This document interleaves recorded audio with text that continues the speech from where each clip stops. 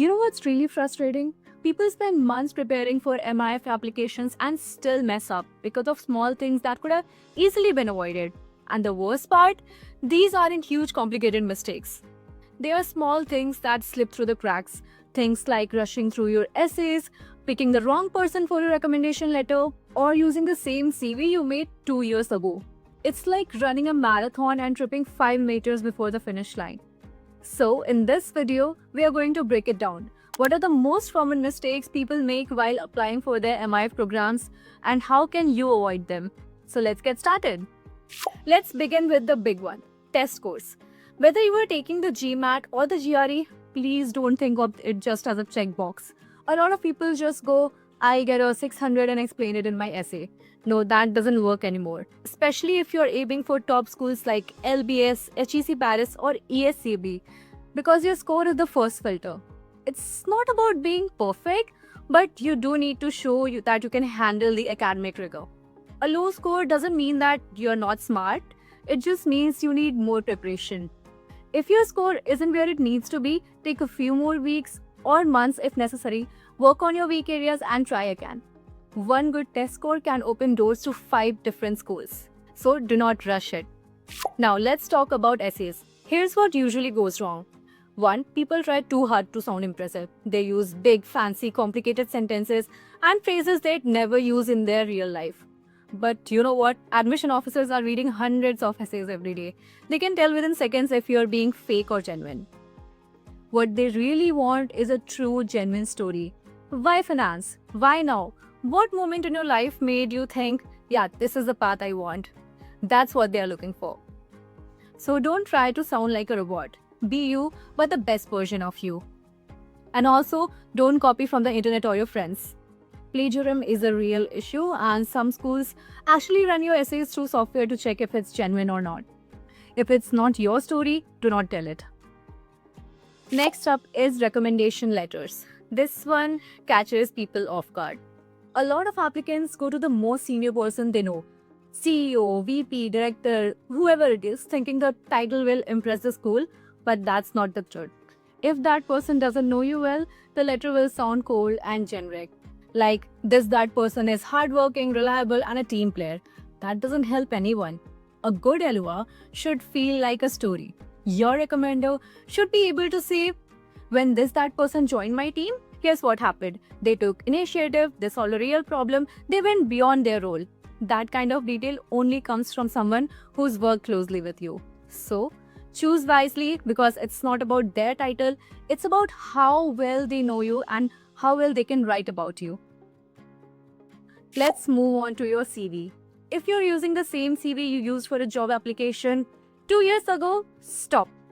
Your MIS CV needs to be different. It should be crisp, focused on achievements, and easy to read. A lot of people list out all their responsibilities like I managed this, worked on that, but forget to show actual impact. Schools want to see results. Instead of saying I worked on a budgeting tool, you could say I built a budgeting tool that helped save 10% in monthly expenses. Now, can you see the difference? Also, one more important thing, keep it to one page. The person reading probably has to go through 100 more of those CVs, so make your one count. Then we have the SOP or statement of purpose. Now, this one is tricky. Some people treat it like a summary of their resume, others write a full story starting from their childhood. Neither works. Your SOP should explain 3 things: who you are, what you want, and why this program is the right fit for you. Talk about your goals, both short-term and long-term. Explain about how the school's curriculum, network, and location will help you get there. And again, avoid the fluff. Saying I'm passionate about finance is not enough because everyone is. Give them the why, give them the proof. Another big area where people slip up is school-specific requirements. Every school has its own way of doing things. Some will ask for a video essay, some might want a personal statement separate from the SOP, and others might have a specific word limit or format. And you know what? You'd be surprised how many people just copy paste the same document across all the schools and then get rejected without even realizing why. So always check the school's official site, read the instructions carefully, and customize your application as per the school's specific requirements.